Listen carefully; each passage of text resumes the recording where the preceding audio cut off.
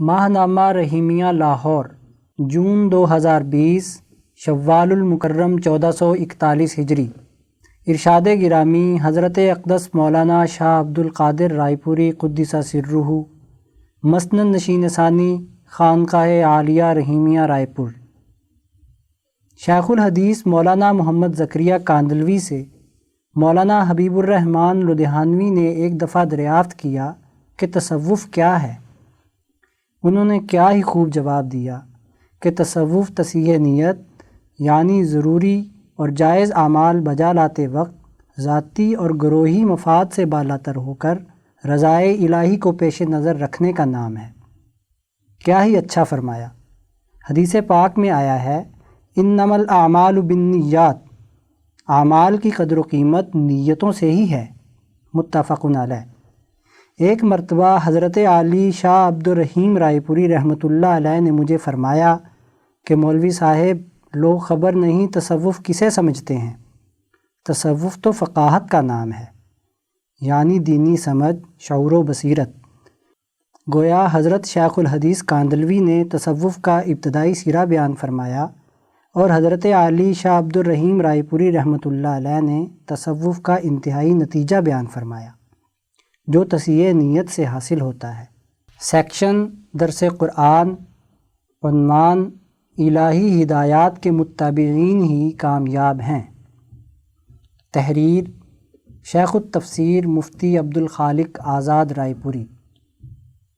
اعوذ باللہ من الشیطان الرجیم، بسم اللہ الرحمن الرحیم۔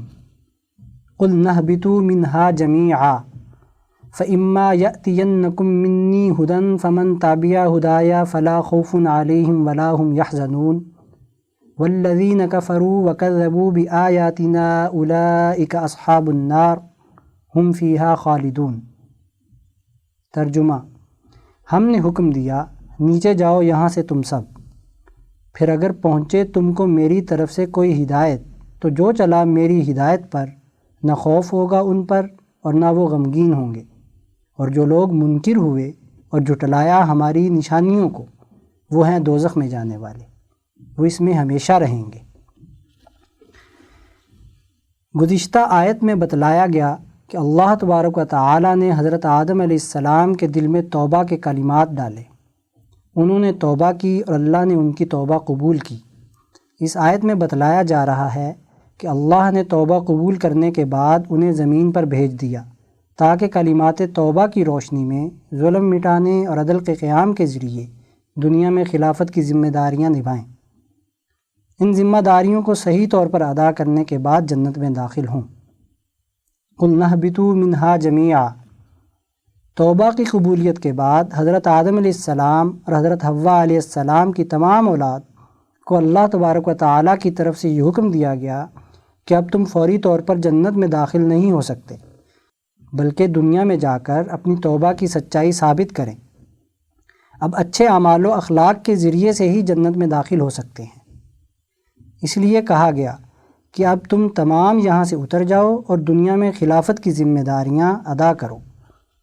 حضرت شیخ الہند رحمۃ اللہ علیہ لکھتے ہیں، حق تعالیٰ نے حضرت آدم علیہ السلام کی توبہ تو قبول فرمائی، مگر فی الفور جنت میں جانے کا حکم نہ فرمایا، بلکہ دنیا میں رہنے کا جو حکم ہوا تھا اسی کو قائم رکھا، کیونکہ مقتضائے حکمت و مصلحت یہی تھا۔ ظاہر ہے کہ حضرت آدم علیہ السلام زمین کے لیے خلیفہ بنائے گئے تھے، نہ کہ جنت کے لیے، اور اللہ تعالیٰ نے یہ فرما دیا کہ جو ہمارے مطیع ہوں گے ان کو دنیا میں رہنا مضر نہ ہوگا بلکہ مفید ہوگا، ہاں جو نافرمان ہیں ان کے لیے جہنم ہے، اور اس جنت اور جہنم کی تفریق و امتحان کے لیے بھی دنیا ہی مناسب ہے۔ فَإِمَّا يَأْتِيَنَّكُم مِّنِّي هُدًى، اللہ تبارک و تعالیٰ کی طرف سے ارشاد ہوا کہ دنیا میں تمہاری ترقی اور کامیابی کے لیے میری طرف سے ہدایات نازل ہوں گی۔ انسانیت کو اپنی ترقی کے لیے ہدایات اور رہنمائی کی ضرورت ہوتی ہے۔ اس ضرورت کو پورا کرنے کے لیے صحیح علم اور صالح عدل پر مبنی ہدایات کا نازل ہونا ضروری ہے۔ چنانچہ اللہ تعالیٰ نے یہ ہدایات انبیاء علیہم السلام کے قلوب پر وحی الہی اور ان کے متبعین اولیاء اور حکماء کے قلوب میں الہامات کی صورت نازل کی ہیں۔ ان ہدایات کی روشنی میں خلافت کی ذمہ داریوں کو نبھانے کے لیے اعلیٰ علم و شعور اور عدل و انصاف پر مبنی حکمت عملی تمہیں حاصل ہوگی۔ فمن تبع ہدایا فلا خوف علیہم ولا ہم یحزنون۔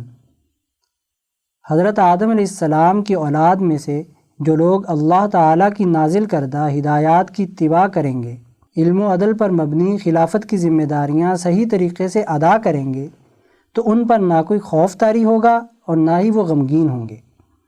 حضرت شیخ الہند رحمۃ اللہ علیہ تحریر فرماتے ہیں، جو صدمہ اور اندیشہ کسی مصیبت پر اس کے ہونے سے پہلے ہوتا ہے اس کو خوف کہتے ہیں، اور اس کے واقع ہو چکنے کے بعد جو غم ہوتا ہے اس کو حزن کہتے ہیں۔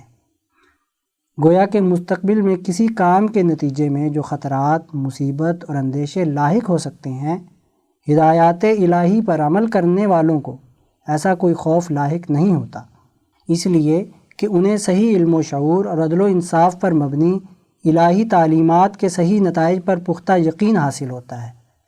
وہ خوف کے زیر اثر اپنے فیصلے نہیں کرتے، بلکہ ہدایات الہی پر پختہ یقین اور بھرپور اعتماد کے ساتھ خلافت کی ذمہ داریاں نبھاتے ہیں۔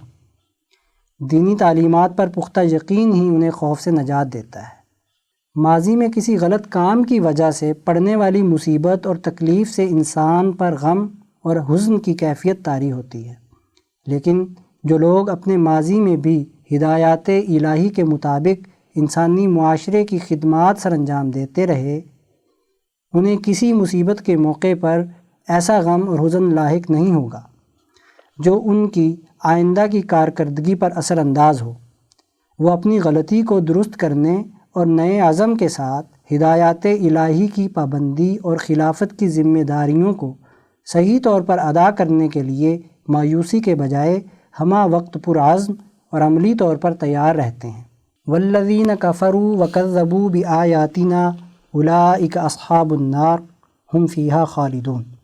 حضرت آدم علیہ السلام کی اولاد میں سے وہ لوگ جو ہدایات الہی کا انکار کرتے اور اللہ کے احکامات کو نہیں مانتے، وہ جنت میں جانے کے مستحق ہرگز نہیں۔ انہوں نے حضرت آدم علیہ السلام کے کلمات توبہ کی خلاف ورزی کی ہے۔ وہ اپنے کیے ہوئے معاہدے یعنی میثاق الست سے روگردانی کر رہے ہیں، اس لیے وہ جہنم میں داخل ہوں گے۔ انہوں نے چونکہ الہی تعلیمات کو پس پشت ڈالتے ہوئے خلافت سے متعلق اپنی ذمہ داریاں نہیں نبھائیں، اللہ کے ساتھ کفر و شرک کر کے اپنے نفسوں پر ظلم ڈھایا ہے، انسانی حقوق پامال کیے ہیں، اس لیے وہ جہنم میں ہمیشہ ہمیشہ کے لیے رہیں گے۔ شروع صورت سے اس آیت تک یہ حقیقت واضح کی گئی ہے کہ حضرت آدم علیہ السلام دنیا میں اللہ کے خلیفہ بن کر آئے ہیں۔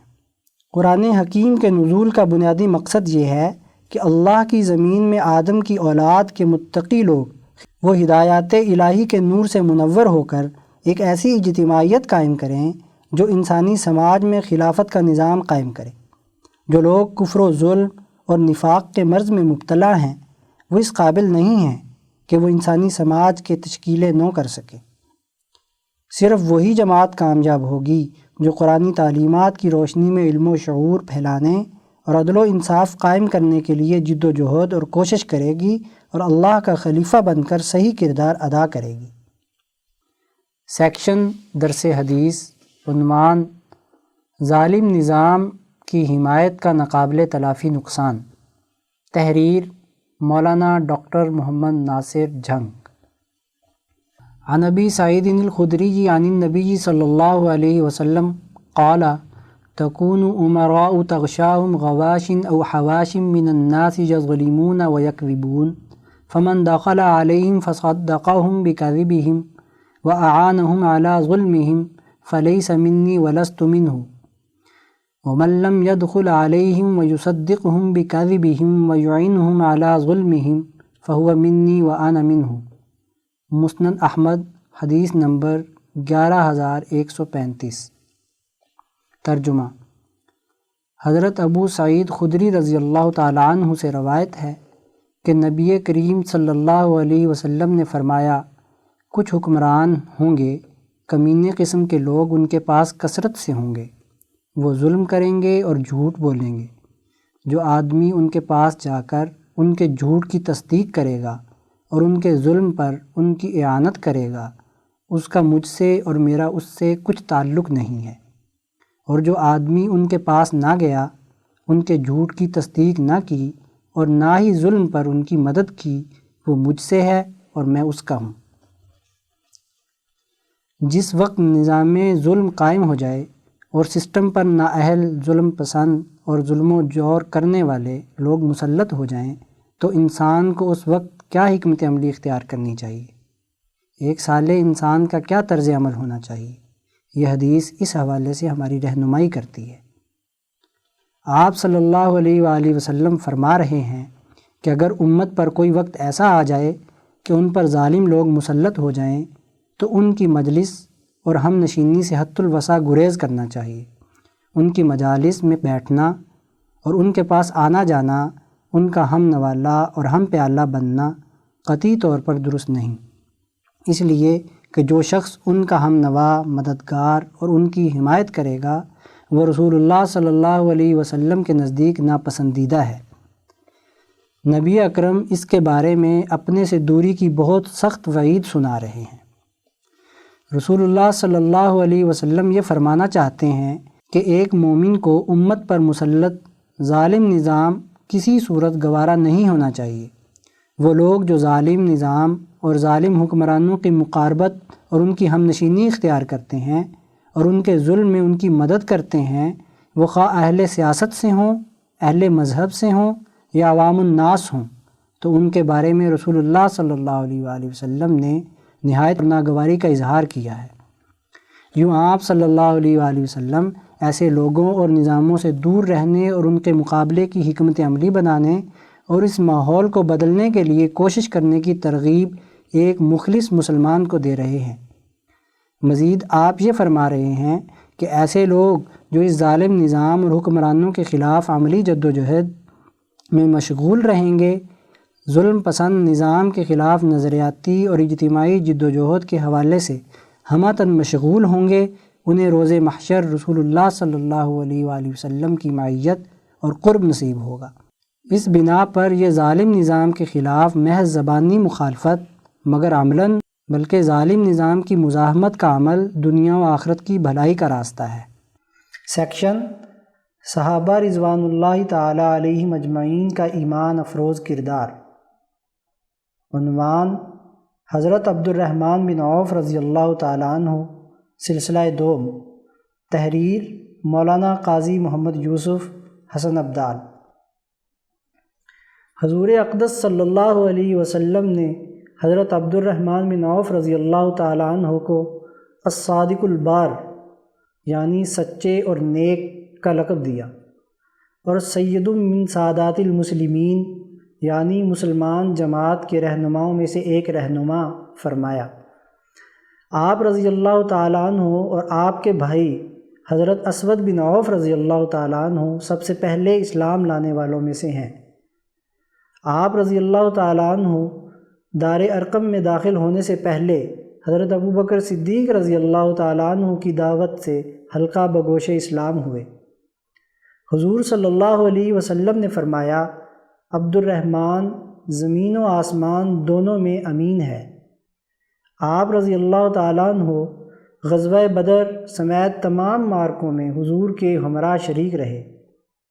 غزوہ احد میں آپ رضی اللہ تعالیٰ عنہ کو ٹانگ پر گہرا زخم اور 20 سے زائد دیگر زخم آئے، نیز آپ رضی اللہ تعالیٰ عنہ کے اگلے 2 دانت ٹوٹے۔ آپ رضی اللہ تعالیٰ عنہ اہم ترین مواقع اور مشاورتی مجالس کے حاضر باش صاحب رائے اور غیر مروب لوگوں میں سے ایک تھے۔ سیاسی، اجتماعی اور قانونی معاملات میں درست اور قابل قبول عقلی رائے پیش کرتے۔ جب حضرت عمر رضی اللہ تعالیٰ عنہ نے شراب نوشی کی سزا کے تعین پر مشاورت کی تو آپ نے فرمایا، سب سے ہلکی حد والی سزا مقرر کی جائے۔ اسی طرح 80 کوڑوں کی سزا کا تعین کیا گیا۔ حضرت سعید بن جبیر رضی اللہ تعالیٰ عنہ کہتے ہیں کہ حضرت عبد الرحمن بن عوف میں تواضع اتنی تھی کہ آپ اپنے غلاموں کے درمیان میں بیٹھے ہوئے پہچانے نہیں جاتے تھے۔ حضرت عمر فاروق رضی اللہ تعالیٰ عنہ نے آخری وقت میں فرمایا کہ عبد الرحمن بہت سمجھدار اور معاملہ فہم آدمی ہے، اگر خلیفہ کے انتخاب میں اختلاف ہو جائے تو ان کی رائے کو غور سے سننا، جیسا کہیں ویسا ہی کرنا۔ صحابہ کرام رضوان اللہ تعالیٰ علیہ مجمعین آپ کی امانت اور دیانت پر اس قدر اعتماد رکھتے تھے کہ مدعی اور مدعا علیہ دونوں حیثیتوں میں اکیلے آپ کے بیان کو کافی سمجھتے اور آپ کی بات پر یقین کرتے تھے۔ حضرت عثمان رضی اللہ تعالیٰ عنہ فرماتے تھے کہ عبد الرحمن اپنے موافق اور مخالف دونوں کی گواہی دے سکتے ہیں، ان کو کسی ثبوت کی ضرورت نہیں، ان کا بیان ہی ثبوت ہے۔ حضرت عبد الرحمن بن عوف کی آمدنی کا ذریعہ تجارت تھا، لیکن ہجرت کے بعد کھیتی باڑی شروع کی۔ رسول اللہ صلی اللہ علیہ وسلم نے آپ کو کچھ زمین دی تھی اور بہت سی خود بھی خریدی۔ کھیتی باڑی بھی آپ نے بہت بڑے پیمانے پر کی۔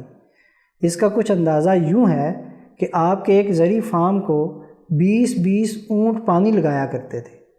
آپ کے رزق میں اللہ تعالیٰ نے اس قدر برکتیں عطا فرمائی کہ اندازہ لگانا مشکل ہے۔ حضرت عبد الرحمن بن عوف نے ازواج مطہرات کی خدمت اپنے ذمے لے رکھی تھی۔ آپ نے ان کے لیے ایک جائیداد وقف کی جس کی ساری آمدن ازواج مطہرات پر خرچ ہوتی۔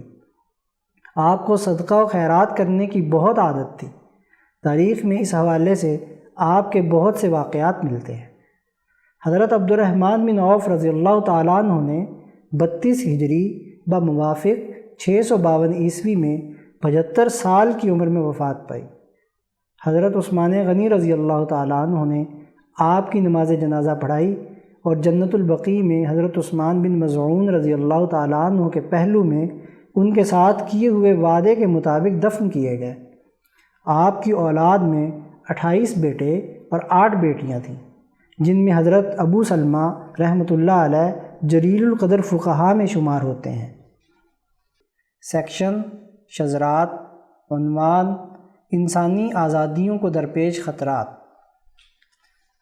آزادی انسان کا بنیادی حق ہے اور ہر دور کا باشعور انسان اپنے اس حق کے لیے جد و جہد کرتا رہا ہے۔ کہنے کو تو آج کا دور انسانی آزادیوں اور بنیادی حقوق کے حوالے سے بہت سازگار ہے، اور ماضی کے انسان کے مقابلے میں آج کے انسان کو آزادی اور حقوق کے حوالے سے زیادہ سازگار مواقع اور ماحول دستیاب ہے۔ لیکن ہمارے ملک میں گزشتہ 2.5-3 ماہ سے جاری صورتحال نے اس عہد کے انسان کی خوش فہمی کو بھی ختم کر کے رکھ دیا ہے۔ ملک میں بنیادی انسانی حقوق کی پامالی نے ثابت کر دیا ہے کہ آج کا انسان سرمایہ داری کے عالمگیریت کے عہد میں اپنے بنیادی انسانی حقوق سے نہ صرف محروم ہے بلکہ اس کے اب تک کے انسانی شعور کے تسلیم شدہ انسانی حقوق بھی خطرے سے دوچار ہیں۔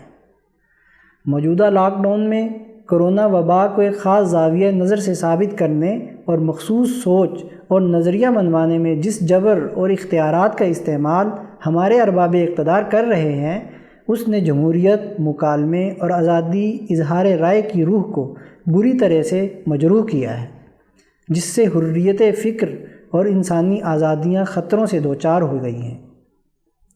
حالانکہ ایسے مواقع پر سائنسی اور عقلی بنیادوں پر سوچنے کی ضرورت ہوتی ہے، قوم کے اجتماعی شعور کو آواز دی جاتی ہے، اس پر بحث اور مکالمے کو فروغ دیا جاتا ہے تاکہ درپیش صورتحال کو ہر پہلو اور زاویہ نظر سے دیکھا اور پرکھا جا سکے۔ اس کا اہتمام ریاست اور ملک میں موجود مختلف بحث و مباحثے کے فورمز پر ہونا چاہیے تھا، جو نہیں کیا گیا۔ ایک بنی بنائی سوچ پورے معاشرے پر مسلط کر دی گئی اور بالجبر اسے تسلیم کرنے پر اصرار کیا جا رہا ہے۔ اس حوالے سے ہمارے میڈیا گروپس نے خوف بانٹنے میں اپنا پورا کردار ادا کر کے اپنے مفادات کو یقینی بنایا ہے، حتیٰ کہ ہمارے ملک کے وہ حلقے جو مذہب کے مقابلے میں بھی عقل اور سائنس کی بنیاد پر فیصلے کرنے کے دعوے دار ہیں اور اپنے مادی نظریات کے باعث مذہب اور روایات کے مقابلے میں سائنس کے ساتھ کھڑے ہونے کو اپنے شعور سے وفاداری کا اظہار سمجھتے ہیں، وہ بھی موجودہ وبا کی پشت پر کھڑے عالمگیریت کے ترجمان سرمایہ اور ریاست کے جبری فیصلوں پر خاموشی سادے بیٹھے ہیں۔ وباؤں اور انسانی زندگی کا چولی دامن کا ساتھ رہا ہے۔ ہر عہد کے انسان کو یہ چیلنجز درپیش رہے ہیں، اور ہر دور کا انسان اپنے عہد کے شعور، ترقی اور سائنس سے ان کا مقابلہ کرتا رہا ہے۔ آج کے دور کا دردناک المیہ یہ ہے کہ سائنسی ترقی پر سرمایہ کے کنٹرول نے ان وباؤں کو بھی لگام ڈال کر اپنے سامراجی مقاصد کے لیے استعمال کرنا شروع کر دیا ہے۔ زندگی کے باقی شعبوں کی طرح میڈیکل سائنس کے شعبے کو جس طرح سرمایہ کنٹرول کرتا ہے، یہ ہمارے مشاہدے کی عام چیز ہے۔ کورونا کے بعد اب ٹڈی دل کی تلوار پاکستان کے کسانوں کے سر پر لٹک رہی ہے۔ دیکھیے اسے سائنس کے انداتا کیسے اپنے مقاصد کے لیے استعمال کرتے ہیں۔ حالانکہ سائنس کی ترقی کے باعث تو اس وبا سے انسانیت کو ریلیف دینا چاہیے تھا، چاہے کہ اسے ایک استحصالی حربے کے طور پر استعمال کیا جائے۔ ایسے جبر پر مبنی اقدامات کا جواب عوامی مزاحمت کی شکل میں سامنے آتا ہے۔ کورونا کنٹرول کے نام پر تیسری دنیا سمیت ترقی یافتہ جمہوری ملکوں میں بھی کوئی خاص مزاحمت سامنے نہیں آئی۔ آمریت اور تشدد کے اظہار اور بنیادی انسانی حقوق کے تعطل کے لیے جس بے رحمی سے طاقت اور فورسز کا استعمال کیا جا رہا ہے، یہ جمہوری دور میں فسطائی حربوں کے اظہار کے سوا کچھ نہیں ہے۔ اس لاک ڈاؤن اور دنیا کو کنٹرول کرنے کے تجربے سے معاشروں میں موجود مزاحمت کی مختلف شکلوں کا بھی جائزہ لیا جا رہا ہے کہ مزاحمت کی کس شکل کو کیسے کنٹرول کیا جا سکتا ہے۔ تاجر تنظیموں اور ٹریڈ یونینز کے با اختیار نمائندوں کو بازار اور مارکیٹ کے عام دکانداروں سے کاٹنے کے حربے استعمال کر کے ان کی اجتماعیت کو پامال کیا جا رہا ہے، تاکہ ان کی مزاحمت کے جذبات کسی اجتماعی تحریک میں نہ ڈھل سکیں۔ حکومت اعلانات کے باوجود عوام کو کسی بھی قسم کا ریلیف دینے میں ناکام رہی ہے، بلکہ اس وبا کے خلاف مختص فنڈز کو بھی منصفانہ طریقوں سے خرچ کرنے میں بری طرح ناکام ہو چکی ہے۔ ان مختص فنڈز میں غبن اور کرپشن کی داستانیں زبان زد عام ہیں۔ شاید اتنی کورونا کی وبا نہیں پھیلی جتنی حکومت کی نااہلی اور ہماری افسرشاہی کی ناخدا خوفی سے کرپشن پھیلی ہے۔ علاوہ ازیں لاک ڈاؤن نے درمیانے کاروباری طبقوں کی معاشی کمر توڑ کر رکھ دی ہے۔ وہ بے بس ہو کر اپنی تجارت کی بحالی کے ہر راستے کو اختیار کرنے پر مجبور ہو چکے ہیں۔ یہ جبر انتظامیہ کے لیے پیسے بنانے کا موقع پیدا کر رہا ہے۔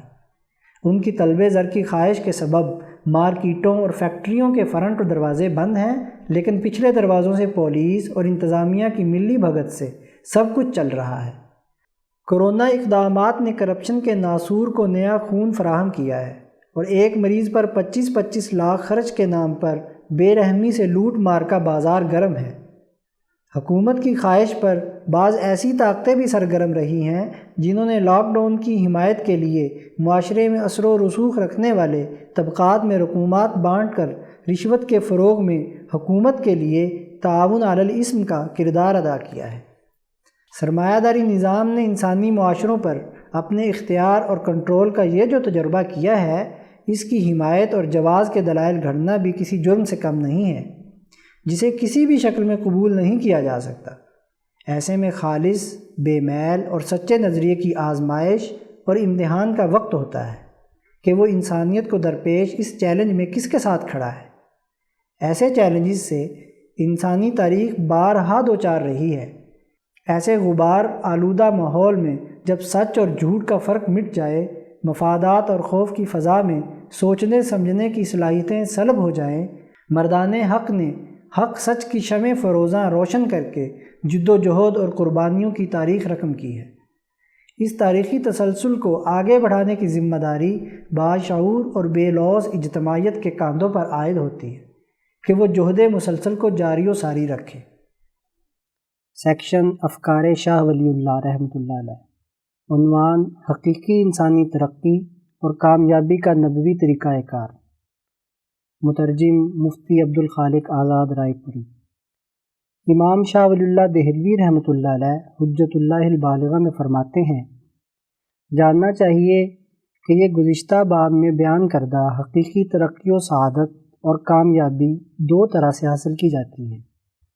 نمبر 1، حیوانی تقاضوں کو سرے سے ختم کرنے کا طریقہ۔ ان میں سے ایک یہ ہے کہ انسان اپنے طبعی اور حیوانی تقاضوں کو سرے سے ختم کر دے، وہ اس طرح سے کہ انسان بھوک پیاس اور جاگنے وغیرہ سے متعلق ایسے طریقے اختیار کرے کہ جن سے اس کے طبعی اور حیوانی تقاضے بالکل ٹھنڈے ہو کر رہ جائیں، حیوانی خواہشات کی شدت اور تیزی ختم ہو کر رہ جائے، حیوانی طبیعت کی عملی صورتیں اور ان کے عملی تقاضوں کی شعلہ افشانی سرے سے بجھ کر رہ جائے، پھر وہ اپنی تمام تر توجہات دنیا میں موجود گرد و پیش کی تمام جہتوں یعنی دائیں بائیں، اوپر نیچے، آگے پیچھے سے اوپر اٹھا کر عالم جبروت یعنی اللہ کی ذات و صفات کی طرف کر لے۔ اس کا نفس ناطقہ یعنی روح ایسے علوم کو قبول کرنے لگے جو مکمل طور پر دنیاوی زمان و مکان کے دائرے سے باہر ہے۔ وہ مشاہدہ حق تبارک و تعالی اور مقام فنا و بقا وغیرہ کی ایسی باطنی لذتوں میں منہمک رہے جو ہر طرح سے عام لوگوں کی مانوس لذتوں مثلاً کھانے پینے اور نکاح وغیرہ سے بالکل مختلف اور اس کے قطعی منافی ہوتی ہیں۔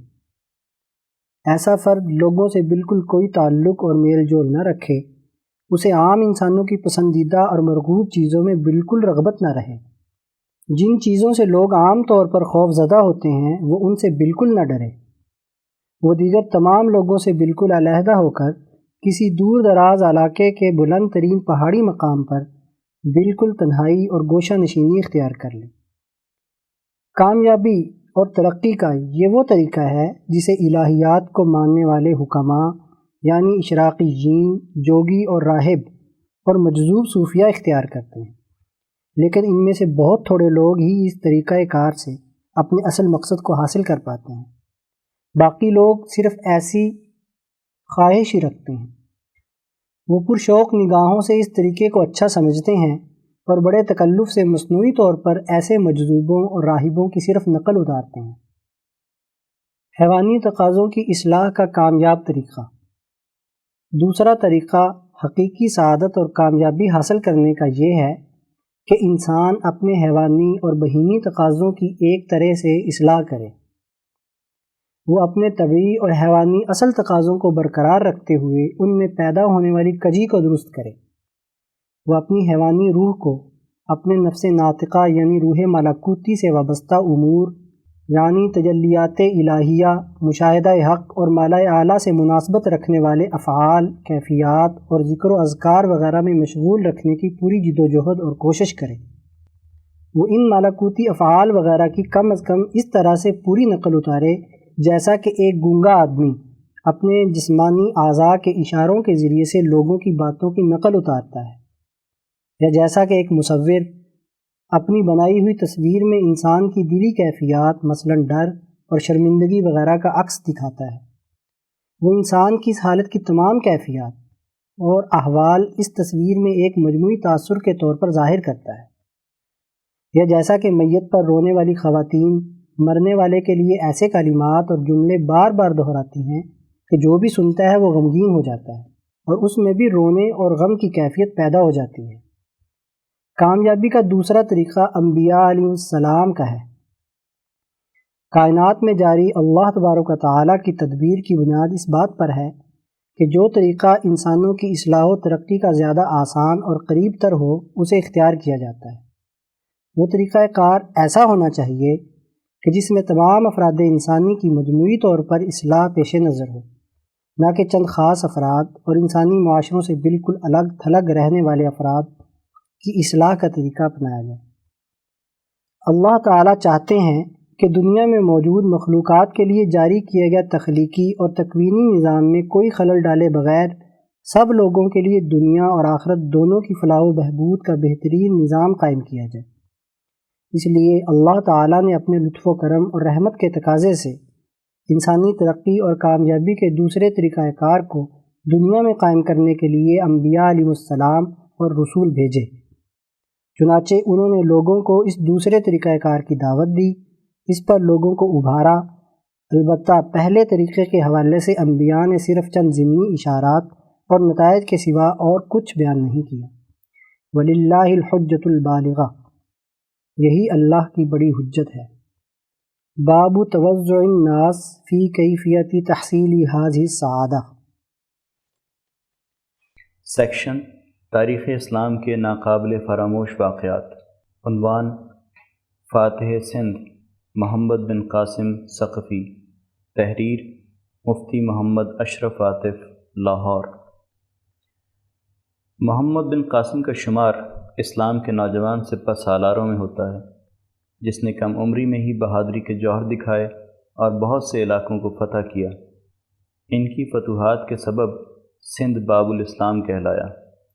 مسلمان فاتحین جہاں کہیں بھی گئے ہیں، وہ اپنی حدود سلطنت کو وسیع کرنے یا وہاں کے وسائل پر قبضہ کرنے کے لیے نہیں گئے، بلکہ مفتوحہ علاقوں کے لوگوں کو ان کے حکمران طبقوں کے ظلم و جبر سے نجات دلانے کے لیے گئے ہیں، یا وہاں پر موجود سازشی عناصر جو اسلامی حکومت کے خلاف وہاں کے حکمرانوں سے مل کر سازشوں میں مصروف تھے، ان کی سرکوبی کے لیے گئے ہیں۔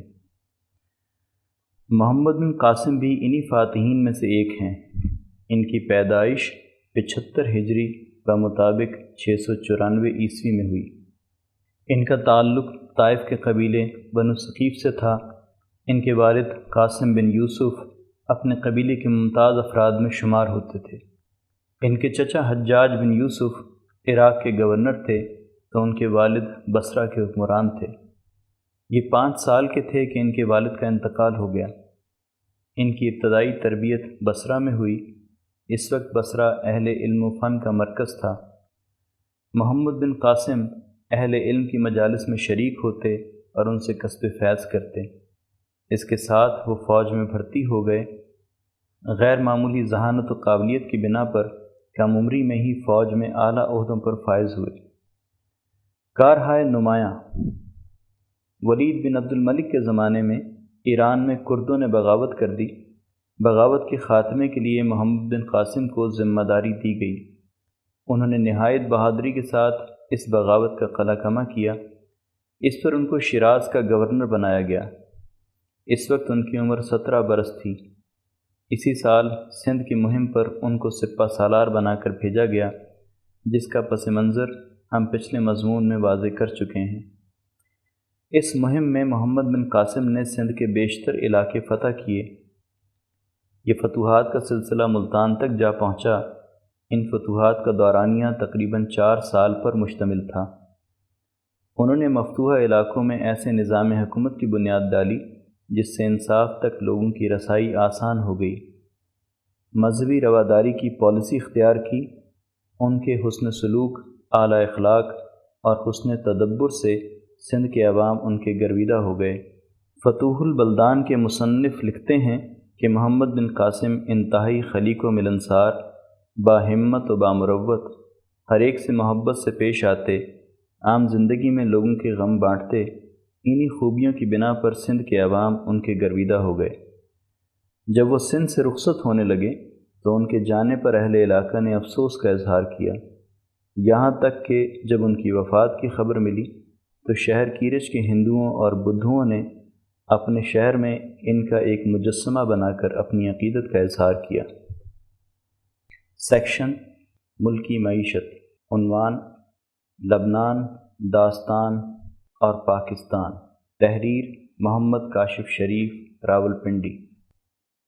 لبنان بحیرہ روم کی مشرقی پٹی پر شام اور اسرائیل کے ساتھ واقع ہے۔ یہ ایک چھوٹا ملک ہے۔ اس کی آبادی 70 لاکھ کے لگ بھگ ہے۔ ان میں سے 55% مسلمان ہیں۔ کرونا وائرس کی وبا نے دنیا کے کئی ممالک کو معاشی تباہی کے دہانے پر لا کھڑا کیا ہے۔ کچھ ایسا ہی لبنان کے ساتھ گزشتہ چند ماہ کے دوران ہو چکا ہے۔ یہ وہی لبنان ہے جس کے بینک اور سیاحت پوری دنیا میں مقبول ہیں۔ ہوا یوں کہ فرانس سے 1943 میں آزادی کے بعد اس ملک نے ترقی کی اور 50 اور 60 کی دہائی کے دوران بینکاری اور تجارتی بندرگاہ کے حوالے سے اپنی معیشت کو استوار کیا۔ لیکن 1975 تا 1990 کی خانہ جنگی نے اس کی معیشت کو خاک میں ملا دیا۔ بظاہر یہ خانہ جنگی شیعہ، سنی اور عیسائی رنگ لیے ہوئے تھی، لیکن اس کا آغاز فلسطینیوں کی ہجرت اور اسرائیل کی ریشہ دوانیوں سے ہوا۔ بالآخر اس جنگ نے خطے میں معیشت کا توازن بدل کر رکھ دیا۔ اس کے علاوہ تقریباً 2 لاکھ افراد مارے گئے اور 10 لاکھ ہجرت پر مجبور ہوئے۔ اس کے بعد وہی ہوا جو دنیا میں اس قسم کے سانحے کے بعد ہوتا ہے۔ دولت مند ممالک کی مہارت اور کاریگری بروئے کار لائی گئی اور لبنان پر سامراجی مہربانی کے انبار لگا دیے گئے۔ چنانچہ معیشت کو مزید آزاد کیا گیا۔ تعمیر نو کے لیے خوب امداد دی گئی، جس میں سعودی عرب، متحدہ عرب امارات اور یورپی یونین پیش رہے۔ سیاحتی شعبے میں جوئے اور قہوہ خانوں کو اتنا رواج دیا کہ سیاحتی حوالے سے عرب ممالک کے لیے لبنان یورپ اور امریکہ کا نعم البدن قرار پایا۔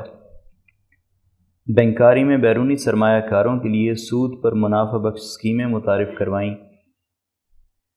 اور پڑھے لکھے لبنانیوں کی ایک بہت بڑی تعداد کو مشرق وسطیٰ اور مغرب میں روزگار کے لیے آسان شرائط پر ویزے فراہم کیے گئے۔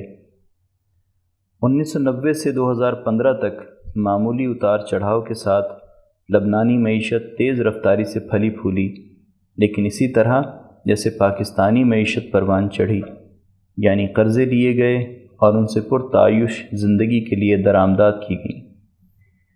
ایک وقت آیا کہ درآمدات 23 ارب ڈالر اور برآمدات محض 2.3 ارب ڈالر ہو گئیں۔ ملک پر اندرونی اور بیرونی قرضہ 80 ارب ڈالر تک جا پہنچا۔ اب لبنان کا گزارا سیاحت اور بیرون ملک مقیم لبنانیوں کی ترسیلات زر پر تھا کہ اچانک کرونا کی وبا پھوٹ پڑی۔ یہ دو ذرائع بھی معدوم ہو گئے اور پورا معاشی ڈھانچہ اس وقت دھڑام سے نیچے آ گرا جب سب کو اپنی پڑی ہوئی تھی۔ اب حال یہ ہے کہ 25,000 مزدور بے روزگار ہو چکے ہیں اور لاکھوں کی تعداد میں کمزور المعیشت لوگ، جن میں فلسطینی اور شامی مہاجرین کی ایک کثیر تعداد ہے، کہ بھوک سے مرنے کے خدشات نے جنم لے لیا ہے۔ سعد حریری کی حکومت معزول ہو چکی ہے اور لبنان بین الاقوامی ادائیگیوں میں دیوالیہ ہو چکا ہے۔ شہری انتظام، بجلی، ہسپتال وغیرہ غیر فعال ہو چکے ہیں۔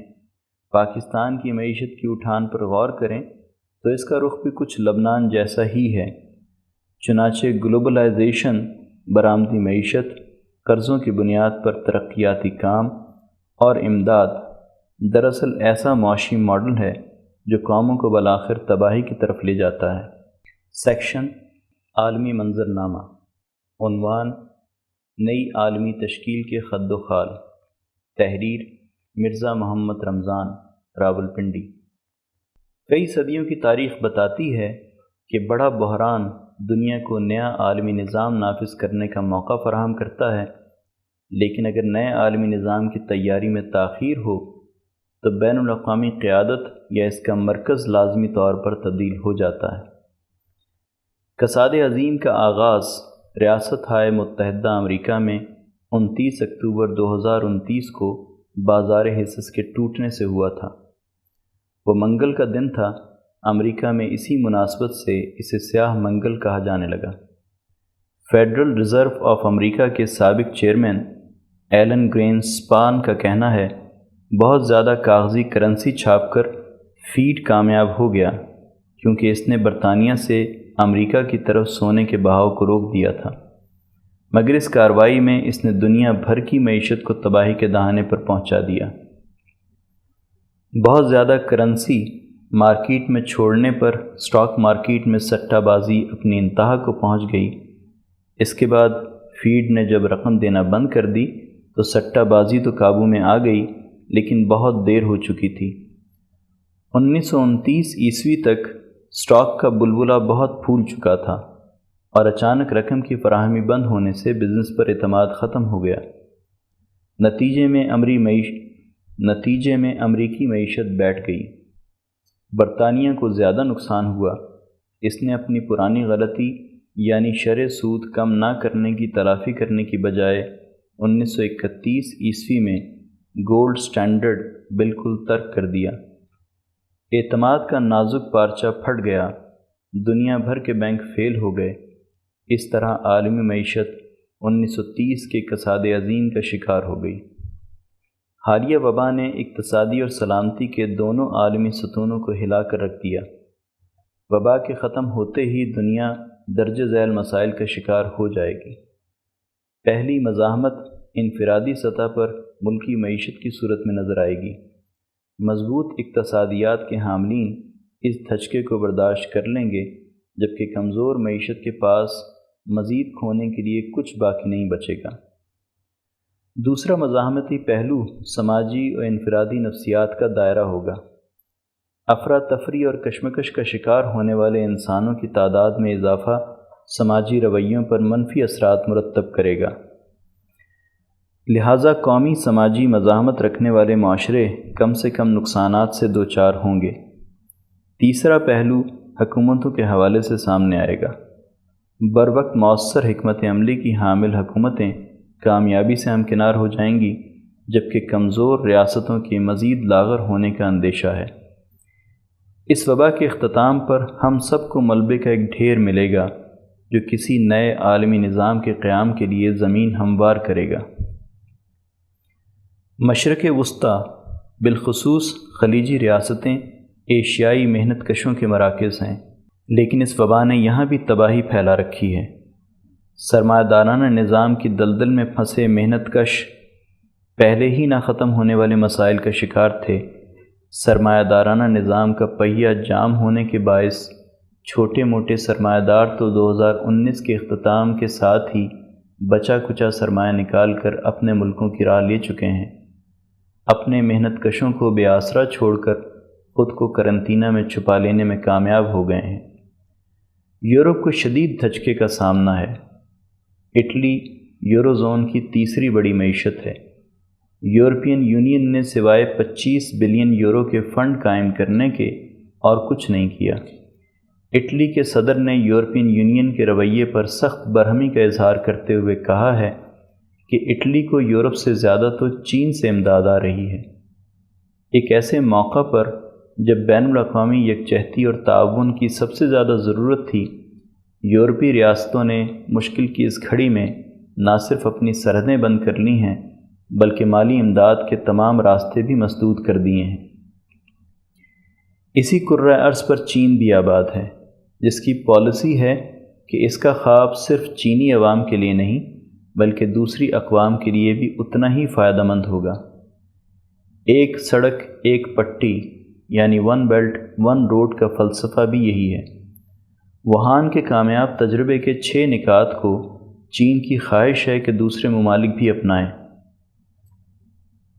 یعنی اطلاع فوراً جاری کی جائے، سماجی فاصلہ اور ٹریفک کنٹرول، عام لوگوں کی جانچ پڑتال اور اسکریننگ ٹیسٹ، علاج کے منصوبے اور تحقیق، وسائل کی تخصیص اور یقینی فراہمی، مرکزی کمانڈ سسٹم اور حساس حکمت عملی۔ چین کا ایک میڈیا تھنک ٹینک ہر روز 60 ماہرین کے انٹرویو نشر کرتا ہے، جن میں چینیوں کے علاوہ بین الاقوامی طبی ماہرین بھی شامل ہوتے ہیں۔ ان خطوط اور پابندیوں پر سختی سے عمل درآمد سے ہی 30 دنوں میں چین کو سرخروئی حاصل ہوئی ہے۔ اس کامیابی کے بعد چینی صدر، کمیونسٹ پارٹی اور حکام آرام سے نہیں بیٹھ گئے، بلکہ اب غربت اور بے روزگاری کے خاتمے کے لیے مختلف علاقوں کے دورے کر رہے ہیں۔ پالیسی یہ ہے کہ صنعتی پیداوار اپنی جگہ اہم ہے، لیکن انسانی صحت سب سے مقدم رہے گی۔ ان حالات میں تاثر ابھر کر سامنے آ رہا ہے کہ اب امریکہ سپر پاور نہیں رہے گا، کیونکہ امریکی صدر ٹرمپ اس وبا کے بحران میں ایک عالمی لیڈر تو کجا ایک اچھا مقامی سربراہ ہونے کا ثبوت بھی نہ دے سکے۔ حال ہی میں G20 کا غیر معمولی سربراہی اجلاس سعودی عرب کے دارالحکومت ریاض میں منعقد ہوا۔ دنیا کے 20 امیر ترین ممالک کے سربراہوں نے 2 روز یعنی 26 تا 27 مارچ تک آج کے سلگتے ہوئے کرونا کے مسئلے پہ غور و خوض کیا۔ چین نے اجلاس میں 4 تجاویز پیش کی ہیں۔ نمبر 1، کرونا کے خلاف جنگ کا پختہ عزم۔ نمبر 2، علاج اور کنٹرول کے لیے اجتماعی اقدامات۔ نمبر 3، مقامی تنظیموں کی بھرپور مدد۔ نمبر 4، بین الاقوامی سطح پر اقتصادی پالیسیوں میں ہم آہنگی اور کامیاب میڈیکل ڈپلومیسی کے لیے یہ پیغام کے سائنسدانوں اور سفارتکاروں کے درمیان فعال شراکت سے عالمگیر سائنس عوام کے مفاد میں آگے بڑھ سکتی ہے۔ گزشتہ صدی کے واقعات پہ نظر ڈالیں۔ عظیم کساد بازاری، عالمی جنگیں، مشرق وسطیٰ کی تباہی، سب کا ذمہ دار متحدہ امریکہ اور اس کی معاون یورپی اور ایشیائی طاقتیں تھیں۔ انسانیت کے قتل کا بھاری بھرکم بوجھ اپنے کندھوں پر اٹھائے وہ اگلی صدی میں کیسے داخل ہو سکتا ہے، کیونکہ یہ بوجھ نہ صرف اس کی کمر توڑ دے گا بلکہ قیادت کا تاج بھی اس سے چھین لے گا۔ ایشیائی قوتوں کا طاقتور بلاک اس کی جگہ لیتا ہوا نظر آ رہا ہے، کیونکہ مسئلے کے تدارک کے لیے یہی بلاک چارہ گری کے اقدامات اٹھا رہا ہے۔ سیکشن خطبات و بیانات، عنوان جھوٹ اور پروپیگنڈے کے اثرات کا دائرہ، رپورٹ سید نفیس مبارک ہمدانی، لاہور۔ 27 مارچ 2020 کو حضرت اقدس مفتی عبدالخالق آزاد رائے پوری مدد ذلہ نے ادارہ رحیمیہ لاہور میں آن لائن خطبہ دیتے ہوئے فرمایا، معزز دوستو، اللہ تبارک و تعالی نے مسلمانوں کو عقل و شعور کے ساتھ صحیح رائے قائم کرنے، حقائق کا ادراک کرنے اور درست لائحہ عمل اختیار کرنے کا حکم دیا ہے۔ نبی اکرم صلی اللہ علیہ وآلہ وسلم نے بھی یہ بات واضح فرمائی ہے کہ اللہ تعالیٰ دنیا میں انسانوں کا فیصلہ ان کی عقل کی بنیاد پر فرمائیں گے۔ عقل بہت بڑی نعمت ہے اور اس کا استعمال کرنا اس سے بڑی نعمت ہے۔ عقل ہو اور اسے انسانیت کو نقصان پہنچانے کے لیے استعمال کیا جائے تو اس کا نام سامراجیت ہے۔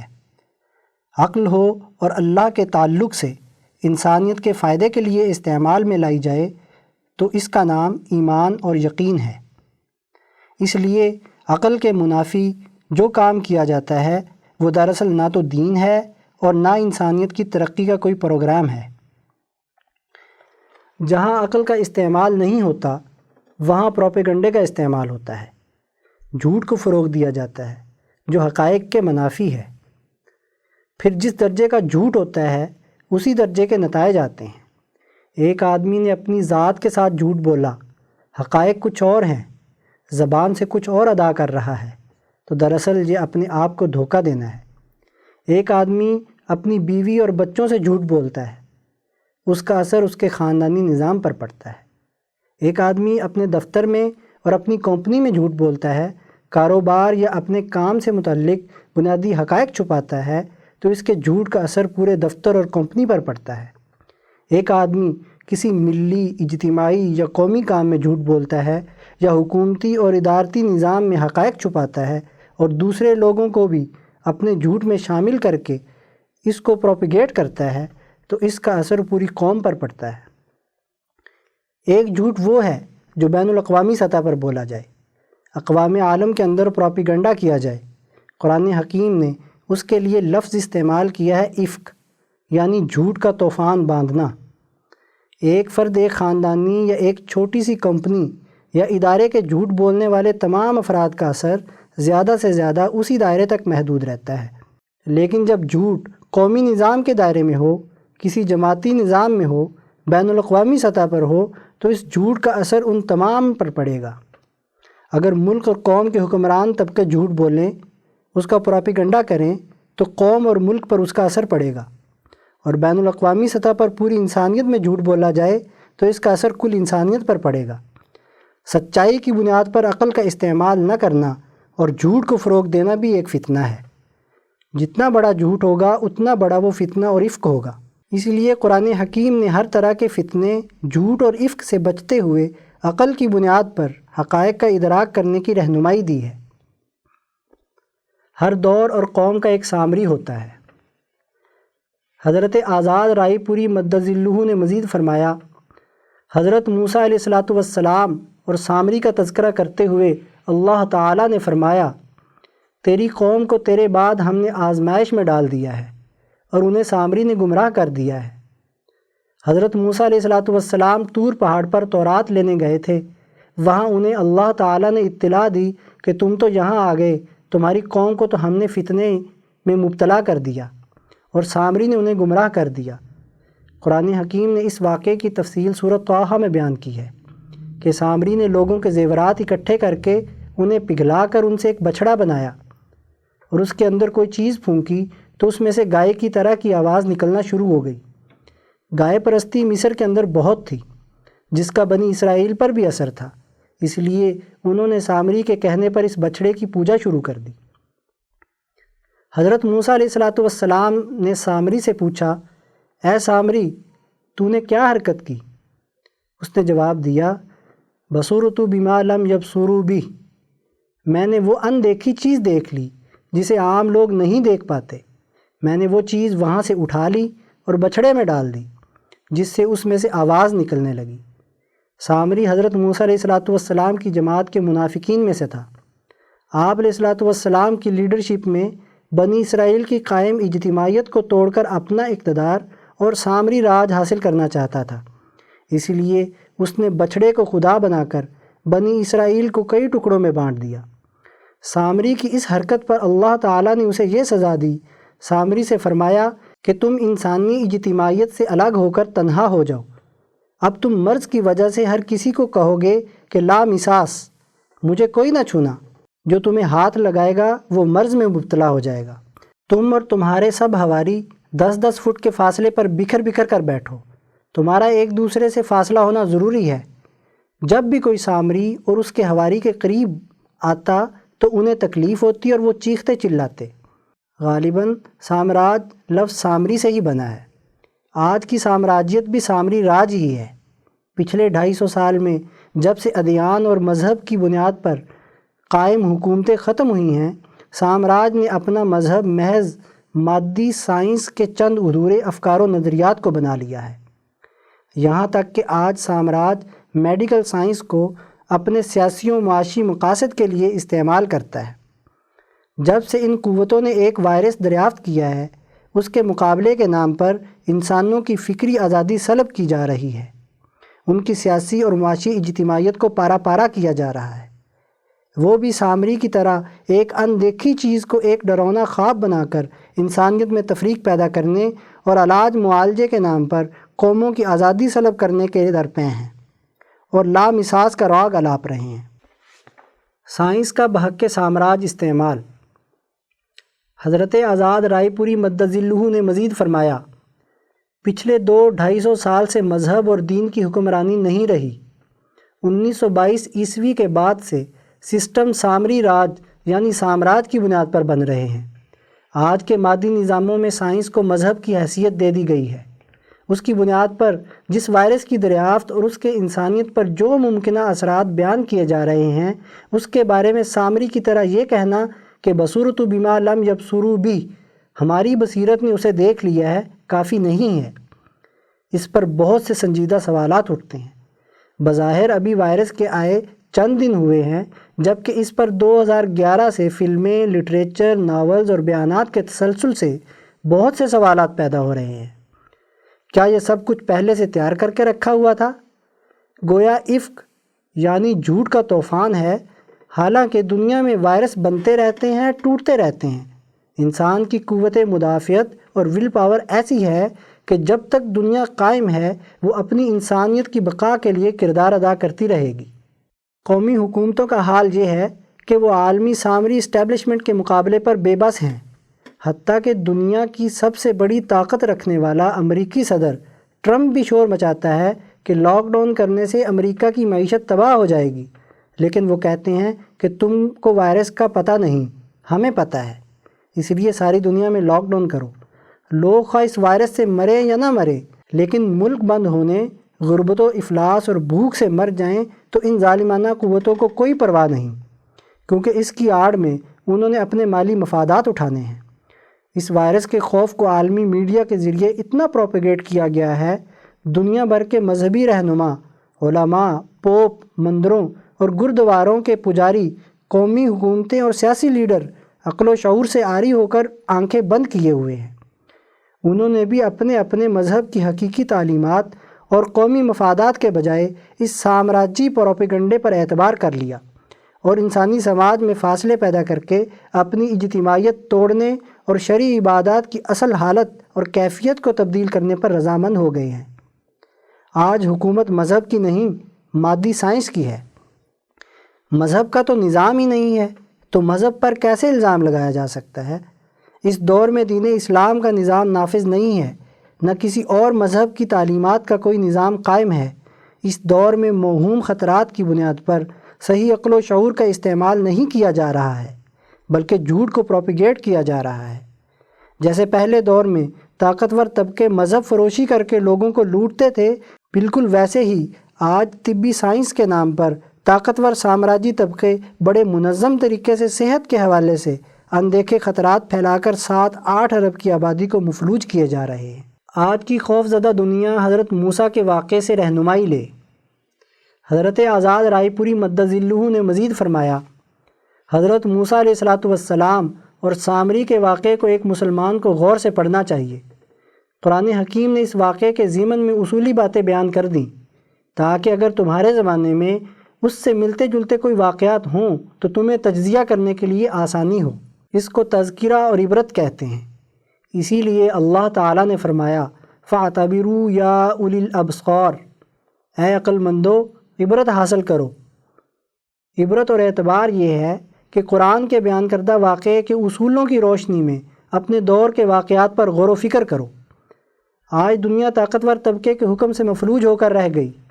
اس وقت 4-5 ارب کی آبادی گھروں میں ایک ایسے خوف کی وجہ سے بند ہے جس کا پروپیگنڈا کیا گیا۔ چند نادیدہ لوگوں کی اندیکھی باتیں بیان کی جا رہی ہیں۔ کہا جا رہا ہے کہ تمہیں گھروں میں رہنا ہے۔ دنیا میں اس وقت مادی مفاداتی سائنس کا نظام مسلط ہے۔ عجیب بات ہے کہ اس کے دعووں کو مذہبی لوگ احادیث و آیات سے ثابت کرنے کی کوشش کر رہے ہیں۔ میں ان سے پوچھنا چاہتا ہوں کہ کیا آج آیات و احادیث کا نظام نافذ ہے؟ کیا ایسے نظام کو ثابت کرنے کے لیے آیات و احادیث کے مفاہیم بدلے جا رہے ہیں؟ پھر شرعی حکم تو شریعت کے احکامات کی بنیاد پر ہوتا ہے، نہ کہ مادی تجربات کی بنیاد پر۔ اس لیے کہ سائنس آج ایک تجربہ کرتی ہے تو کل کو دوسرا تجربہ ہوتا ہے۔ دین اس طرح کے تجربات سے آزاد ہے۔ وہ سائنسدانوں کے بدلتے تجربات کی بنیاد پر نہیں، بلکہ وہ دین قیم کے اصولوں کی بنیاد پر شرعی احکامات بیان کرتا ہے۔ آج ساری دنیا کو عالمی ادارہ صحت WHO نے ڈر کے نرغے میں پھنسا رکھا ہے۔ سب سے پہلے اسی ادارے نے میڈیا کے ذریعے دنیا کو یرغمال بنانے کے لیے جھوٹ اور خوف مسلط کیا تھا۔ اس کے بعد تمام اداروں نے یہی خوف بانٹا۔ اللہ تعالیٰ نے فرمایا ہے کہ لِكُلِّ امْرِئٍ مِّنْهُمْ مَا اكْتَسَبَ مِنَ الْإِثْمِ، جھوٹ کے طوفان میں جس نے بھی جس درجے کا حصہ ڈالا، پروپیگنڈا کیا، اس خوف کو فروغ دینے کے لیے کردار ادا کیا، اس کو ضرور گناہ ملے گا۔ اس لیے ہمیں اس گناہ سے بچنا ہے۔ ان حالات میں ہمیں خوف کے بجائے دینی عقل و شعور سے کام لینا ہے۔ اس مرض کے مقابلے کے لیے حوصلہ پیدا کرنا ہے۔ آج سامری نما سامراج کا مقصد یہی ہے کہ لامساس کی اساس پر انسانوں کی اجتماعیت ٹوٹ جائے۔ لوگوں کے سماجی تعلقات توڑ کر انہیں گھروں میں قید کر دو، انہیں انفرادیت کا شکار بنا دو۔ حقیقت یہ ہے کہ انسانیت خطرے میں نہیں ہے۔ انسانیت کو تو ابھی باقی رہنا ہے۔ انسانیت تبھی باقی رہے گی جب اس کا ہر سطح کا نظام اجتماعیت کے اصولوں پر استوار ہو۔ آج ہمیں تمام اجتماعی گناہوں سے توبہ کرنی چاہیے۔ اللہ تعالی ہمیں جھوٹ کی اس طوفان میں بہنے اور سامراجی مقاصد کے لیے اعلی کار بننے اور اس شر اور فتنے کا حصہ بننے سے بچائے، اور حقائق کے تناظر میں رائے قائم کرنے اور عمل کرنے کی توفیق عطا فرمائے۔ آمین۔ سیکشن عظمت کے مینار، عنوان حضرت مولانا نور محمد حقانی لدھیانوی رحمۃ اللہ علیہ، تحریر وسیم اعجاز، کراچی۔ حضرت مولانا نور محمد لدھیانوی رحمۃ اللہ علیہ کا شمار بر عظیم پاک و ہند کی ان شخصیات میں ہوتا ہے جنہوں نے دین اسلام کی تعلیمات کو عام کرنے میں اپنی زندگیاں وقف کر دیں۔ مولانا نور محمد لدھیانوی رحمۃ اللہ علیہ کی پیدائش 1472 ہجری بمطابق 1856 عیسوی میں موضع مانگٹ لدھیانہ میں مولانا علی محمد رحمۃ اللہ علیہ کے ہاں ہوئی۔ ابتدائی تعلیم لدھیانہ میں حاصل کی۔ مزید تعلیم کے حصول کے لیے دہلی، لکھنؤ، کانپور اور سہارنپور کے اسفار کیے۔ حدیث کی تعلیم مدرسہ مظاہر العلوم سہارنپور میں رہ کر شاگرد رشید حضرت شاہ محمد اسحاق دہلوی رحمۃ اللہ علیہ، مولانا احمد علی محدث سہارنپوری رحمۃ اللہ علیہ اور 1857 کے مجاہد آزادی مولانا محمد مظہر نانوتوی سے حاصل کی۔ تعلیم حاصل کرنے کے بعد لدھیانہ واپس تشریف لائے اور اپنے والد گرامی کے قائم کیے ہوئے طالبات کے مدرسے کا انتظام سنبھالا۔ اس کا نام مدرسہ حقانیہ رکھا۔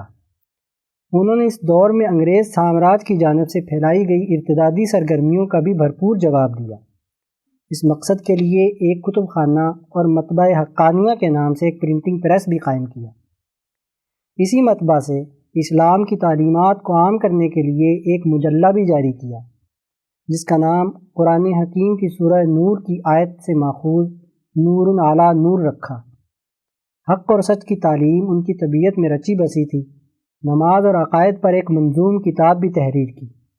شاعری میں تخلص حقانی استعمال کرتے تھے۔ حضرت اخون شیخ عبد الغفور سواتی رحمۃ اللہ علیہ کے جانشین حضرت میاں شاہ عبد الرحیم سہارنپوری رحمۃ اللہ علیہ کے حلقہ ارادت میں شامل ہوئے۔ حضرت سہارنپوری رحمۃ اللہ علیہ نے انہیں اپنے مدرسے تعلیم القرآن کا ناظم مقرر فرمایا۔ حضرت شاہ عبد الرحیم رائے پوری رحمۃ اللہ علیہ اور مولانا نور محمد لدھیانوی رحمۃ اللہ علیہ دونوں پیر بھائی تھے۔ حضرت شاہ عبد الرحیم سہارنپوری رحمۃ اللہ علیہ سے ان دونوں حضرات کو اجازت و خلافت حاصل ہوئی۔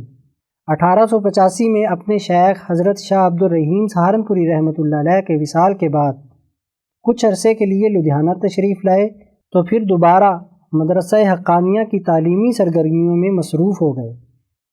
1910 عیسوی میں حضرت عالی شاہ عبد الرحیم رائے پوری رحمۃ اللہ علیہ کے ہمراہ حج پر تشریف لے گئے۔ حج سے واپسی کے بعد ان کا مستقل قیام رائے پور ہی میں رہا۔ حضرت عالی رحمۃ اللہ علیہ سے محبت کا یہ عالم تھا کہ باقی تمام زندگی انہی کے حکم کے تابع خانقاہ رائے پور میں گزار دی۔ حضرت اقدس عالی شاہ عبد الرحیم رائے پوری قدس سرہ نے اکابرین مشائخ کے طرز پر صحیح تلفظ کے ساتھ قرآن حکیم کی تعلیم و تعلم کے لیے ہندوستان بھر میں مدارس و مکاتیب کا ایک پورا نظام قائم کیا ہوا تھا۔ حضرت مولانا نور محمد لدھیانوی رحمۃ اللہ علیہ اس کے ذمہ دار اور نگران بنائے گئے تھے۔ حضرت عالی رائے پوری رحمۃ اللہ علیہ نے ان سے بچوں کی عام فہم تعلیم کے لیے ابتدائی عربی قاعدہ لکھوایا، جس کا نام حضرت عالی رائے پوری نے نورانی قاعدہ رکھا۔ اسے تمام مکاتیب قرآنیہ میں بطور نصاب جاری فرمایا۔ حضرت عالی رائے پوری کے فیضان نظر سے یہ نورانی قاعدہ اتنا مشہور و معروف ہوا کہ آج بر صغیر کا کوئی ابتدائی مکتب اور مدرسہ ایسا نہیں جس میں تعلیم کا آغاز اس نورانی قاعدے سے نہ ہوتا ہو۔ ہر جگہ ابتدائی نصاب میں یہ قاعدہ ضرور شامل ہے۔ طلباء کو نورانی قاعدہ پڑھانے میں مدد و سہولت کے لیے خود مولانا نور محمد لدھیانوی نے ایک کتاب تحریر کی تھی، جس کا نام نورانی قاعدہ ما طریقہ تعلیم رکھا۔ رائے پور میں اساتذہ کی تربیت کے لیے وقتاً فوقتاً جو تربیتی اجلاس منعقد ہوتے تھے، ان میں اساتذہ کو نہایت کارآمد اور بہترین ہدایات دی جاتی تھی تاکہ بچوں کی تربیت کے حوالے سے کوئی نقص نہ رہ جائے۔ ان تمام تعلیمی ہدایات اور تربیتی اصولوں کو مولانا نور محمد لدھیانوی رحمۃ اللہ علیہ نے ایک جگہ جمع کر دیا تھا، جو بعد میں تعلیم المعلمین کے نام سے کتابی صورت میں طبع ہوئی۔ حضرت مولانا شاہ عبد الرحیم رائے پوری رحمۃ اللہ علیہ نے مدارس و مکاتیب قرآنیہ کا جو سلسلہ قائم فرمایا تھا، ان کو صحیح نہج اور درست طریقہ کار کے مطابق چلانے کے لیے رائے پور میں ایک مرکزی نظام بھی وضع کیا تھا۔ اس مرکزی نظام کی سرپرستی اور براہ راست نگرانی حضرت اقدس عالی رائے پوری رحمۃ اللہ علیہ خود فرماتے تھے۔ ان مدارس کے معلمین کی تربیت کا نظم جب وسیع ہو گیا تو اس کی انتظامی ذمہ داری بھی مولانا نور محمد لدھیانوی رحمۃ اللہ علیہ کے سپرد کر دی۔ ان مدارس و مکاتیب کے اساتذہ کی تربیت کے لیے وقتاً فوقتاً تربیتی سیمینارز منعقد ہوا کرتے تھے، جن میں اساتذہ کو طریقہ تعلیم کے جدید اسلوب سے آگاہ کیا جاتا تھا۔ بچوں کی نفسیات اور ان کی تربیتی ذمہ داریوں سے واقفیت بہم پہنچائی جاتی تھی۔ ابتدائی کلاسوں کے بچوں کو پڑھانے کا طریقہ عملی طور پر سکھلایا جاتا تھا۔ معلمین کو ریاضی کی اہمیت بتلائی جاتی تھی اور اس کے پڑھانے کا عام فہم طریقہ کار سمجھایا جاتا تھا۔ جب مدارس کی تعداد میں خاصا اضافہ ہو گیا، اس کے نظام کو مربوط کرنے کی ضرورت پیدا ہوئی، تو تعلیم و تربیت کے انتظامی امور اور امتحانات کے معاملات کے لیے حضرت مولانا نور محمد لدھیانوی کو ناظم امتحانات مقرر فرما دیا تھا۔ چنانچہ وہ امتحانات کی نگرانی فرمایا کرتے اور اس سلسلے میں پورا شیڈول مرتب کیا جاتا۔ امتحانات لینے والے حضرات کو اطلاعات دی جاتی، متعلقہ مدارس کو خطوط لکھے جاتے۔ اس طرح ایک مربوط نظام امتحانات ترتیب دے دیا گیا تھا۔ مولانا حقانی رحمۃ اللہ علیہ نے رمضان المبارک 1338 ہجری بمطابق اپریل 1920 عیسوی میں لدھیانہ میں مدرسہ ام المدارس قائم فرمایا اور تدریسی امور سر انجام دیتے رہے۔ مولانا رحمۃ اللہ علیہ تعلیمی سرگرمیوں اور اس کے تربیتی امور کے ماہر تھے، جس کی جھلک ان کی عملی زندگی کے ساتھ ساتھ ان کی تصانیف مثلا نورانی قاعدہ، طریقہ تعلیم ما نورانی قاعدہ، تعلیم المعلمین، حسد اور اس کا علاج، علم کی فضیلت وغیرہ میں بھی ملتی ہے۔ مولانا نور محمد لدھیانوی کا وصال 1343 ہجری بمطابق 1925 عیسوی میں ہوا۔ ان کا مزار فیل گنج قبرستان لدھیانہ میں مرجع خلائق ہے۔ سیکشن مہمان کالم، عنوان کورونیت، تحریر حسن کمال فاروقی۔ لگ بھگ ایک دہائی قبل دسمبر 2009 میں ایک بین الاقوامی تحقیقاتی ادارہ انفارمیشن ٹیکنالوجی سے متعلق اپنی ایک تحقیق مکمل کرتا ہے۔ چند ماہ کے جائزے کے بعد آخر کار مئی 2010 میں وہ اپنی تحقیقاتی رپورٹ شائع کر دیتا ہے۔ اس ادارے کا نام راک فیلر فاؤنڈیشن ہے۔ یہ رپورٹ اس ادارے کی ویب سائٹ پر موجود ہے۔ اس رپورٹ کا نام scenario for the future technology and international development ہے۔ جیسا کہ اس رپورٹ کے نام سے واضح ہے، اس رپورٹ کا مقصد یہ سمجھانا ہے کہ مستقبل میں مختلف منظرناموں کی صورت میں انفارمیشن ٹیکنالوجی کیسے اپنا کردار ادا کرے گی۔ اب دلچسپ بات یہ ہے کہ اس رپورٹ میں 4 منظرنامے تصور کیے گئے ہیں۔ سب سے پہلا منظرنامہ یہ ہے کہ دنیا میں ایک عالمی وبا یعنی پینڈیمک پھیل جاتی ہے۔ اب اس تصوراتی منظرنامے میں جو واقعات بیان کیے جاتے ہیں وہ ملاحظہ فرمائیے۔ دنیا میں ایک عالمی وبا پھیل جاتی ہے جو دنیا کی 20% آبادی کو متاثر کرتی ہے اور تقریباً 80 لاکھ لوگوں کو ہلاک کر دیتی ہے۔ اس وبا کی وجہ سے انسانوں کی بین الاقوامی آمد و رفت اور اشیاء خورد و نوش کی درآمدات و برآمدات پر پابندی لگ جاتی ہے۔ سیاحت کی انڈسٹری تباہ ہو جاتی ہے اور بین الاقوامی رسد و طلب کو روک دیا جاتا ہے۔ دنیا کی چمکتی دمکتی عمارتیں اور کاروبار ویران ہو جاتے ہیں اور لاکھوں افراد اپنی نوکریوں سے ہاتھ دھو بیٹھتے ہیں۔ افریقہ، ساؤتھ ایشیا اور سینٹرل امریکہ میں یہ وائرس تیزی سے پھیلتا ہے کیونکہ وہاں لاک ڈاؤن پر باقاعدہ عمل نہیں ہوتا۔ ترقی یافتہ ممالک کے لیے بھی شہریوں کو لاک ڈاؤن کرنا ایک بہت بڑا چیلنج بن جاتا ہے، اور امریکہ میں ابتدا میں نرمی کی وجہ سے یہ وائرس بہت تیزی سے پھیل کر ہزاروں افراد کو لقمہ اجل کا نشانہ بنا دیتا ہے۔ چائنا انتہائی سخت پابندیوں پر عمل کرتا ہے اور باقی ممالک کی نسبت بہت جلد اس وبا پر قابو پا لیتا ہے۔ اس عالمی وبا کی وجہ سے دنیا کے تمام ممالک کے حکمران اپنے اپنے طریقے سے طبی اصول و ضوابط پر عمل درآمد شروع کر دیتے ہیں۔ تمام ممالک میں فیس ماسک پہننا لازمی قرار دے دیا جاتا ہے اور جگہ جگہ داخلی جگہوں پر بخار چیک کرنا عام ہو جاتا ہے۔ مختلف ممالک کے حکمران اس وبا کا فائدہ اٹھاتے ہوئے اپنے اقتدار کو اور مضبوط کرنے کی کوشش کرتے ہیں، اور یہاں تک کہ کئی ممالک میں قانون سازی کے ذریعے اس لاک ڈاؤن کو مؤثر بنانے کی کوششیں شروع ہو جاتی ہیں۔ انڈیا میں ایئر کوالٹی لیول بہت تیزی سے تبدیل ہو جاتا ہے۔ وقت کے ساتھ ساتھ اس لاک ڈاؤن میں لوگوں کی رضامندی شامل ہونا شروع ہو جاتی ہے اور وہ اپنی خود مختاری پر سمجھوتا کرنا شروع کر دیتے ہیں۔ بہرحال ایک وقت آتا ہے جب دنیا اس قرنطینہ سے تنگ آ جاتی ہے اور اس وقت حکومتوں کو شدت سے انفارمیشن ٹیکنالوجی کی ضرورت محسوس ہوتی ہے۔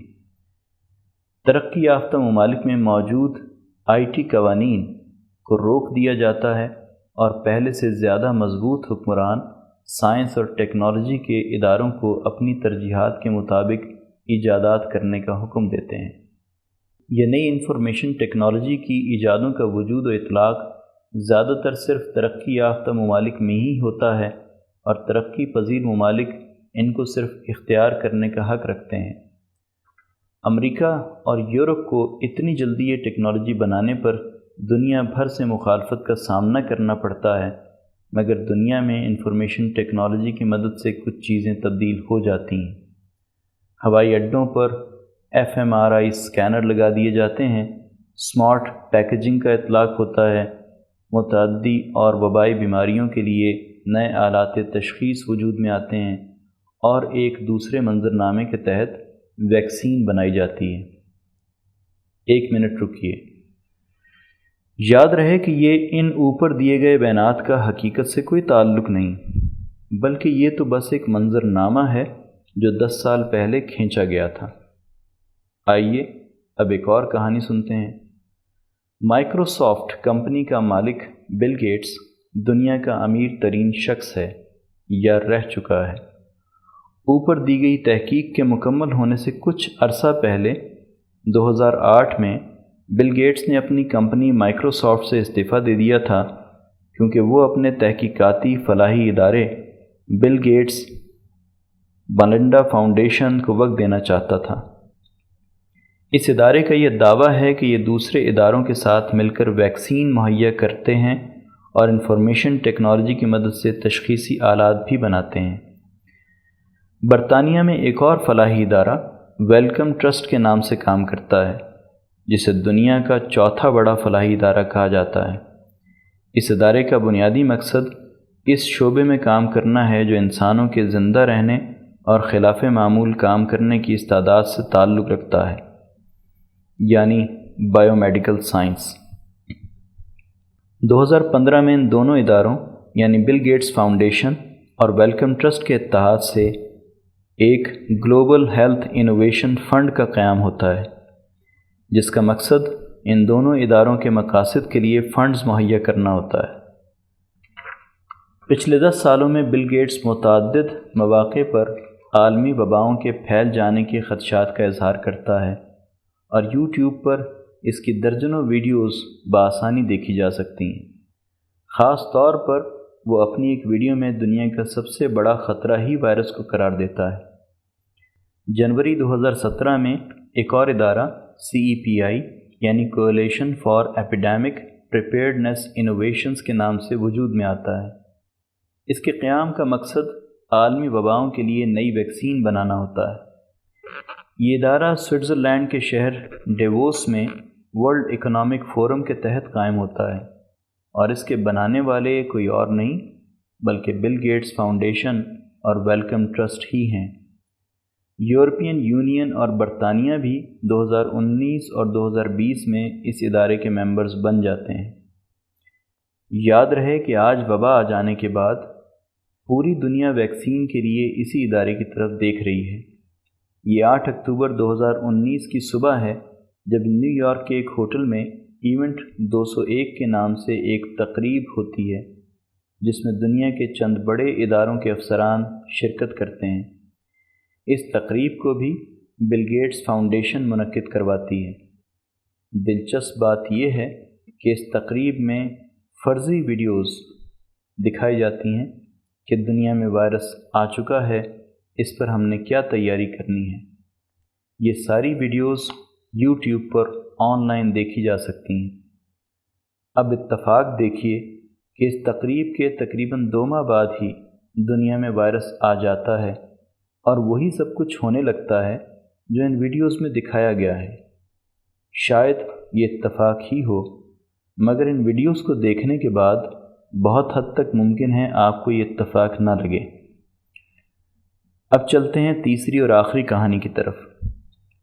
مئی 2016 کا مہینہ ہے اور اقوام متحدہ کے ہیڈ کوارٹرز میں ایک سمٹ وجود میں آتی ہے جس کا نام ID2020 رکھا گیا ہے۔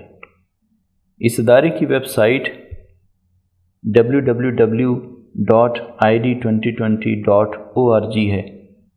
اس ادارے کے وجود کا مقصد یہ ہے کہ دنیا میں ہر انسان کی بین الاقوامی شناخت ہونی چاہیے۔ اسے ڈیجیٹل شناخت کا نام دیا گیا۔ اس ادارے کا کہنا یہ ہے کہ اس شناخت کو ویکسین کے ذریعے تخلیق کیا جا سکتا ہے۔ اس ادارے کو بنانے والے بھی آپ کے لیے نئے نام نہیں ہیں، بلکہ وہی Wellcome trust, Bill Gates, Melinda foundation اور راک فیلر فاؤنڈیشن ہے۔